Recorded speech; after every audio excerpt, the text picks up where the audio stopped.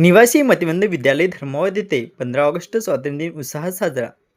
दिवाणी न्यायाधीश मानी एस. एम. कोळेकर साहेब यांचे प्रमुख उपस्थिती, विद्यार्थ्यांचे कौतुक व मार्गदर्शन. स्थानिक निवासी मतिमंद विद्यालय धर्मावत येथे 15 ऑगस्ट स्वातंत्र्य दिन अत्यंत उत्साहपूर्ण व मंगलमय वातावरणात साजरा.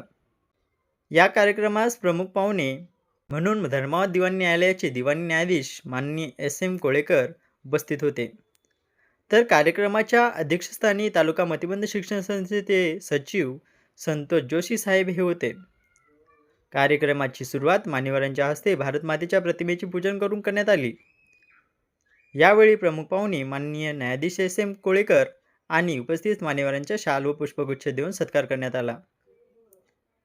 यावेळी माननीय दिवाणी न्यायाधीश कोळेकर विद्यार्थ्यांना मार्गदर्शन करताना सांगितले की आजच्या आधुनिक युगात नवनवीन वैद्यकीय उपचार, योग्य कुपोषण मुक्ती, मार्गदर्शन आणि आधुनिक तंत्रज्ञान या सर्वांच्या सहाय्याने विशेष विद्यार्थी प्रेरित होऊन पुढे गेले पाहिजे.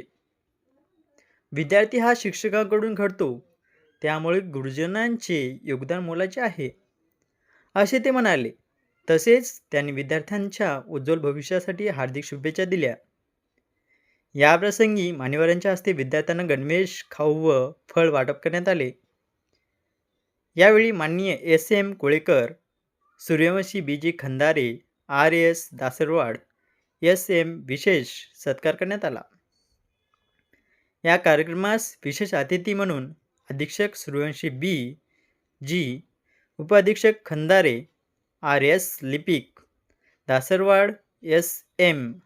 अध्यक्ष तालुका महर्षी श्रीमती कल्पना जोशी, सदस्य राजेश कोडे, कोषाध्यक्ष सौ रुपाली इंगळे उपस्थित होते.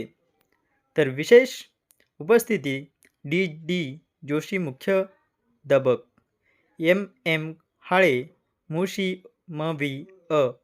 वानवळे मॅडम, कुलकर्णी मॅडम यांच्यासह विविध क्षेत्रातील नागरिक, शिक्षक, वृद्ध व शिक्षकेतर कर्मचारी मोठ्या संख्येने उपस्थित होते. युवराज कुमार मनालीसह माइंड लाईट मीडिया, धर्माबाद. कार्यक्रमासाठी उपस्थित असलेले या संस्थेचे सचिव, आचार्य, शिक्षक, तसेच आमचे न्यायालयीन कर्मचारी आपल्या होत आहे. तसं तर मतिमंद आणि गतिमंद मुलांची शाळा चालवणं आणि त्यांना चांगल्या पद्धतीचं ज्ञान देणं हा जो एक म्हणजे टास्क आहे, म्हणजे ही जी जबाबदारी आहे शिक्षकांवरची, म्हणजे इतर शाळेंच्या तुलनेत अत्यंत म्हणजे फार कठीण असं काम आहे. आपले शिक्षक आणि शिक्षण चांगल्या पद्धतीनं करत आहेत, त्याबद्दल म्हणजे हे जी शाळा आहे त्याला मी चांगल्या शुभेच्छा देतो. इथून पुढे चांगले असे विद्यार्थी घडवावेत, त्यांना तुम्ही ज्ञान संपन्न बनवावं. पुढील आयुष्यामध्ये जे काही शासकीय योजना राहतात की बाबा अपंग व्यक्तीसाठी शासकीय कोट्यातून नोकरी दिली जाते, तर त्या ठिकाणी तुम्ही त्या विद्यार्थ्यांना पात्र करचाल, तिथंपर्यंत जर पोहोचवण्याचं कार्य करचाल, चांगल्या पद्धतीनं कार्य करचाल, असे मी सर्व शिक्षकाकडून, कर्मचाऱ्याकडून, संस्थेकडून अपेक्षा व्यक्त करतो. कारण मतिमंद मुलांना शिकवताना अनेक पद्धतीच्या अडचणी येतात. काही ठिकाणी मूकबधीर शाळा आहेत आपल्या महाराष्ट्रामध्ये, तर त्या ठिकाणी सुद्धा विद्यार्थ्यांना हे वेगळ्या त्याच्या इन्स्ट्रुमेंटल पद्धतीने शिकवावं लागतं. मूकबधीर शाळेवर यापूर्वी मी गेलो होतो, तर जे काय त्यांचे इन्स्ट्रुमेंट्स होते, वाद्य होते, त्याच्यामार्फतच त्या मुलांना समजावलं जात होतं. शिक्षण म्हणजे लर्निंग प्रोसेस अशाही पद्धतीची असते, तिथं मला पाहायला मिळालं.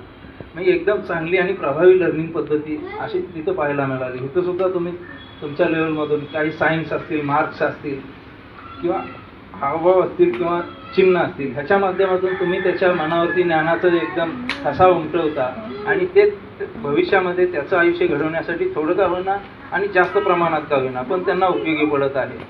तर हीच मुलं भविष्यामध्ये काहीतरी अजून चांगल्या त्याच्या ज्ञानाचा उपयोग करतील. अशा पद्धतीने चांगल्या आयुष्याच्या चांगल्या वळणावरती तुम्ही त्यांना नेऊन ठेवचाल, अशी मी तुमच्याकडून अपेक्षा व्यक्त करतो. हे जी काय शाळा आहे आणि हे जे विद्यार्थी आहेत त्या सर्वांनाच त्यांची भरभराट हो, शाळेचं नावलौकिक उत्तर वाढत जावं, अशा तुम्हा सर्वांना शुभेच्छा देतो. अजून खूप काही बोलण्यासारखं आहे, पण त्या ठिकाणी आता वेळेअभावी मलाही बोलणं शक्य नाही. जाता जाता एक वाक्य सांगतो कि लहरों से डरते हुए नौका पार नहीं होती, कोशिश करने वालों की कभी हार नहीं होती.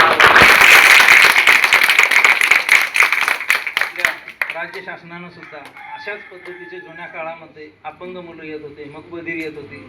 कुठले आई वडील मुलांच्या आयुष्याला जात नसतात, तर कधी कधी आई वडील म्हातारे झाल्यावर मुलांच्या आयुष्याची हेळसांड होत होती. असं दिसून आल्यावर आपल्या तो राष्ट्रीय आणि सामाजिक समस्या बनलेला एक फार मोठा प्रश्न होता. म्हणूनच आपल्या काही संशोधकांनी चांगल्या पद्धतीचं संशोधन केलं विज्ञानानं, की जेणेकरून अशा मुलांना आईच्या पोटामध्येच त्याला चांगल्या पद्धतीचं वेळेत उपचार मिळाले तर असे दुर्बल, मानसिक दृष्ट्या दुर्बल किंवा अपंग मुलं जन्माला येणार नाहीत. त्यासाठी सोनोग्राफी मशीनचाही चांगला शोध लावला, की आईच्या पोटामध्येच बाळाला काय कमी आहे, बाळाची वाढ किती कमी आहे, जास्त आहे, ते त्याचं मोजण्याचं यंत्र सोनोग्राफी मशीन डेव्हलप केलं. आणि त्याचा परिणाम असा झाला की आता बहुतेक ठिकाणी की मुलांना चांगल्या पद्धतीचं औषध गोळ्या दिलं जातं.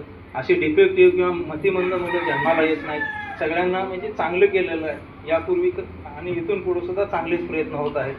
काही ठिकाणी त्याचा गैरवापरही झाला, मुलगा आहे का मुलगी आहे बघण्यासाठी गैरवापर झाला, पण त्याला कायद्यानं कठोर शिक्षा आहे, सश्रम कारावासाची शिक्षा आहे. त्यामुळे त्यालाही आता प्रतिबंध झालेला आहे. आणि हे जे काय असेल ते माझ्या मते आता हे म्हणजे फार कमी प्रमाणातली पिढी असेल. यापुढे येणारी मुलं हे चांगलीच येतील. अगदी रेअर प्रमाणातच चुकून अशी मुलं येतील की जे तुम्हाला अशा पद्धतीने शिक्षण द्यावं लागेल त्यांना, पण ह्याचं प्रमाण मात्र पुढं कमी होईल. पण जे काय सध्या मुलं आहेत त्यांना तुम्ही चांगल्या पद्धतीने एक चांगलं नागरिक बनवण्याचा प्रयत्न करत आहात. ते तुमचं कार्य खूप कौतुकास्पद आहे. असंच कार्य अविरतपणे चालू ठेवावं आणि ह्या मुलांना एका आयुष्याच्या चांगल्या वळणावरती आणि चांगल्या नागरिक बनण्याचं प्रेरणा द्यावी आणि तसं नागरिक घडवावं अशी मी अपेक्षा व्यक्त करतो आणि माझे 2 शब्द संपवतो. धन्यवाद.